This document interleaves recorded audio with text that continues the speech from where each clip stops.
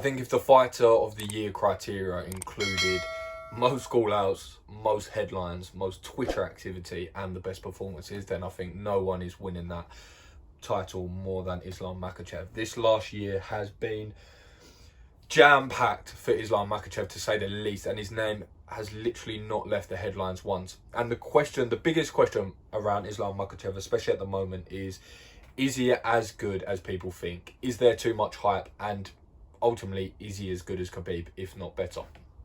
Now, firstly, I want to say I think he's receiving all these headlines for all the right reasons. Number one, the thing that I like, which is different to Khabib, is the call-outs, the trash talking. It's a little bit more exciting. It keeps his name a little bit more active as well, which, like I just said, he's done it very, very effectively. Now, obviously, that whole conversation around Islam naturally always comes back to Khabib, and is always generally, is he as good, or is he maybe better, or he's always compared his whole career. And one thing I will say is, as his career matures, I hope that he sort of paves his own way in the sport, really, because I know that he finds it quite humbling to be compared to as Khabib. But I think that narrative down the line is going to get a little bit, I mean, maybe just for the neutral, is going to get a little bit more played out, because obviously we care about him as an athlete, and not always necessarily him just living in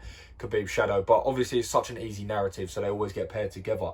And like I said, the ultimate question is there too much hype? Because obviously with any fighter you get, they could fight literally anyone in the UFC, and people want to always say they're overhyped. And I mean, someone that I made a video on recently, which will get this treatment I'm sure for a while, is Cyril Gann, but we'll come on to that topic another time. And this video, I just wanted to go through how good is Islam and what does his future look like in the lightweight division, because many say, and I think many would probably agree, that the lightweight division is the premier division. I mean, there's a lot to be said at the moment for the heavyweights and the bantamweights especially, but there's a lot going on in this lightweight division, and there's some serious talent. So where does he sort of stack up? Because obviously he's got his fight with RDA, which I personally think he walks through. As good as RDA is, I personally think he just walks through RDA, and that's not to speak of RDA's ability. I think he does that with a lot of people in the division. I think he has an easy night out against a lot of people in the lightweight division, that's for sure. Because the whole question around how good is he, I mean, obviously we have enough data, we have enough looks to go off at the moment. I mean, he's on an 8-fight win streak in the UFC, which is obviously incredible in itself, but a lot of people always refer back to that loss. And obviously when the narrative is always compared to Khabib, and Khabib's stupidly good 29-0, the fact he has that one on his record is always going to sort of haunt him in effect. But a lot of people then overlook he's 20-1.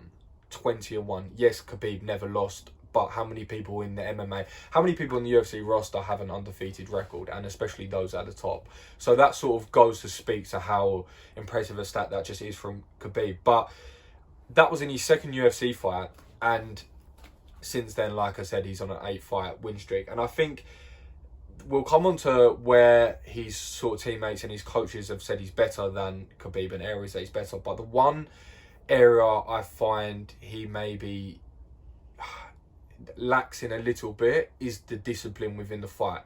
And even though he's grinded out a good few decisions, he's made smart decisions with some submissions that he's got, it's just very small things. I still feel like because he's compared to Khabib so much, he sometimes wants to come out and show that he has these different capabilities. And like I said, I'll come on to the strengths in a minute, but his striking is definitely better than Khabib's. And I think sometimes he wants to show that. And I think in his last fight, he maybe wanted to... It's not like he has a lack of concentration, but I think there's just small lapses in concentration, which I think Khabib just never had. I think sometimes where they were shouting out in his recent fight because he kept his standing for too long, and they were shouting father's plan, and he got taken down. I mean, they did nothing with the takedown, and I think it was even a bad idea on their behalf because he's so dangerous down there. But what I mean to say is that probably would have never happened with Khabib. That lapse of concentration wouldn't have been there. He wouldn't have kept it standing for longer than it needed to. And that's why they were screaming, father's plan, because that ultimately is take it down. And he didn't do that as sort of his plan A. Like I said, I think he still has a bit of a point to prove. And I think that's sometimes why you can sort of see that. And it hasn't at the moment. It hasn't costed him at the moment. But I'm just thinking, as that skill level steps up, I don't think that he's not good enough to beat these people.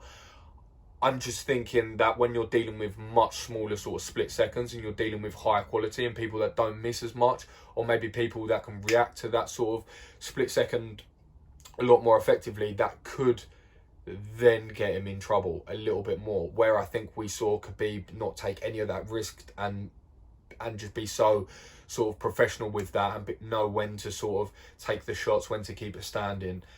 We didn't really ever see that, but I think that's the only sort of chink in his armour that we've seen if you sort of exclude that loss, which I don't think tells us a lot at all. But as I was saying, there's also a lot of things that he does better than Khabib, which is so impressive. I mean, he's striking.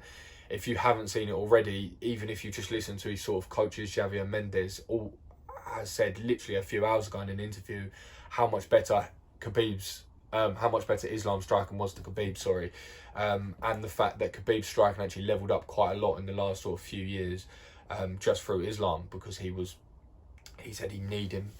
I can't remember what Javier Martinez said, but he said he just need him so many times that Khabib got fed up of it and just learned how to get better.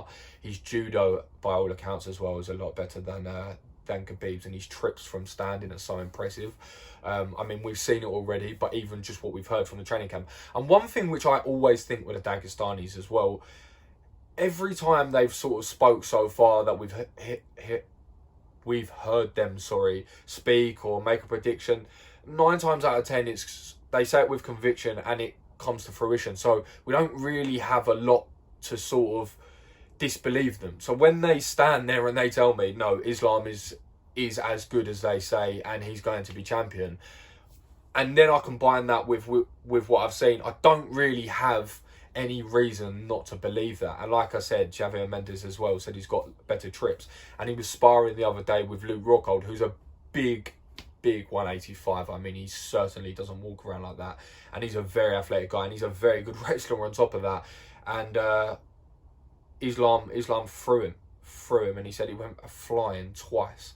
So that sort of goes to show like the sort of ability that he has in his trips, as well as when he's on the floor as well. We've seen his submissions already, and I don't doubt that he's got so many more at his disposal. So it really does look like a problem at the lightweight division. But that sort of then goes on to, I personally think he walked through RDA, like I mentioned.